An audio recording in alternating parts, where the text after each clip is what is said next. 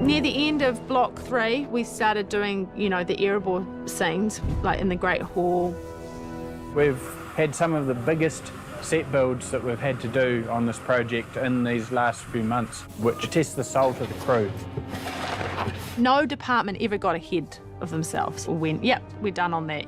Costumes were always being designed. So it's all a bit chaotic.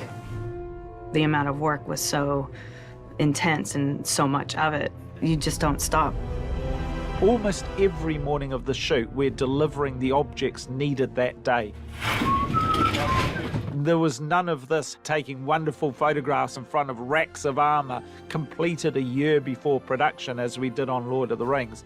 If you think about that time, there was incredible planning. There were 3.5 years of pre-production before we rolled the cameras. Peter never got a chance to prep these movies. I can't say that, but he didn't. The sequence of events that unfolded on The Hobbit never really allowed for that. We had a couple of years with Guillermo working up designs, working up concepts. And then because Guillermo del Toro had to leave and I sort of jumped in and took over, we didn't wind the clock back 1.5 years and give me 1.5 years prep to design the movie I was going to make, which was different to what he was doing. You have a director who has a different vision, totally different vision of the world we're talking about. We started all over again from scratch and redesigned the movie for Peter. Cool, yeah, lovely. We were still shooting Tintin, and with little or possibly no preparation, we jumped straight into doing previs for The Hobbit. There was only a couple of weeks in between, where suddenly I was back in a gimp suit and playing Gollum for a couple of days, and a very tired Peter was coming in every day trying to put together the story. Then Peter gets sick. He's gone for 6 weeks. What that all eventuated in was a very short length of time, just a matter of a couple of months before we started shooting. Which is impossible. And as a result of it being impossible, I just started shooting the movie with most of it not prepped at all. And action. From then on, you're playing this huge chasing game because Peter is shooting.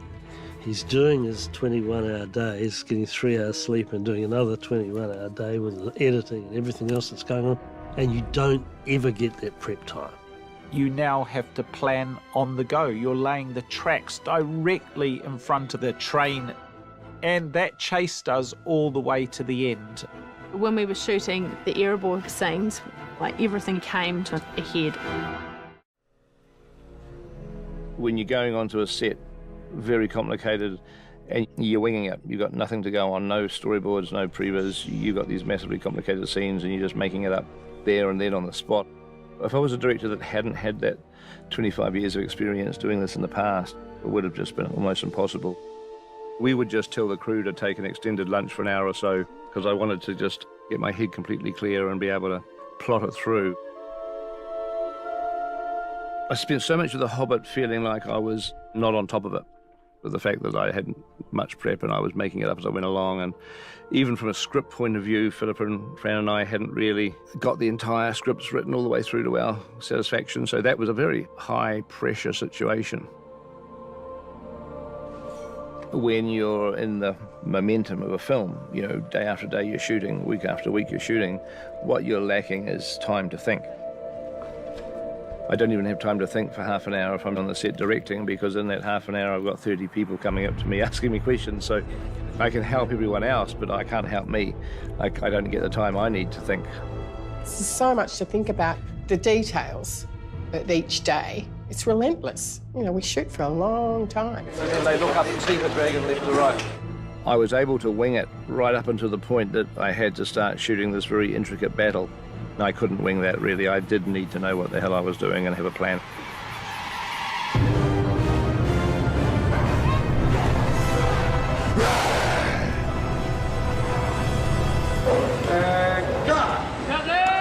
We'd started to basically shoot the Battle of the Five Armies. We were beginning to just bank a whole load of fight elements.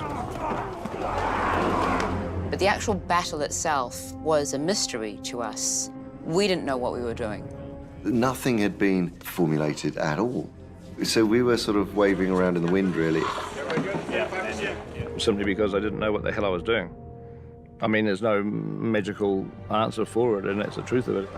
We had allowed 2 months of shooting for that in 2012, and at some point when we were approaching that, I just went to Zane and Caro, our producers, and ultimately talked to the studio and just said, you know what, because I don't know what the hell I'm doing now, because I haven't got storyboards and prep in this 3 months that we've now got this battle, why don't we just finish earlier?